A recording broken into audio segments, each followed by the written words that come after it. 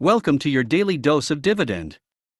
Exxon Mobil is a Fortune 500 company within the oil and gas industry. The stock price has underperformed the S&P 500 index over the last 10 years, even with dividends reinvested. Let's briefly analyze some key fundamentals. Data is based on a 5-year average. Sales growth, 6.6%. Earnings growth, 23.4%.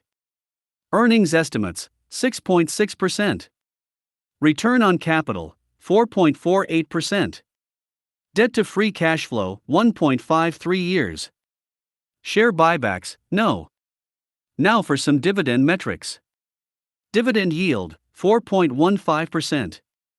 Payout ratio, 64.87%.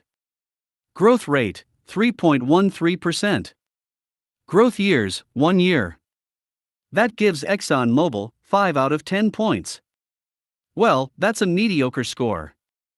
You might want to reevaluate Exxon Mobil as a position for your dividend portfolio. Based on historical multiples and future estimates, Exxon Mobil is modestly overvalued. Don't forget to subscribe and please come back tomorrow for another quick analysis. Have a great day.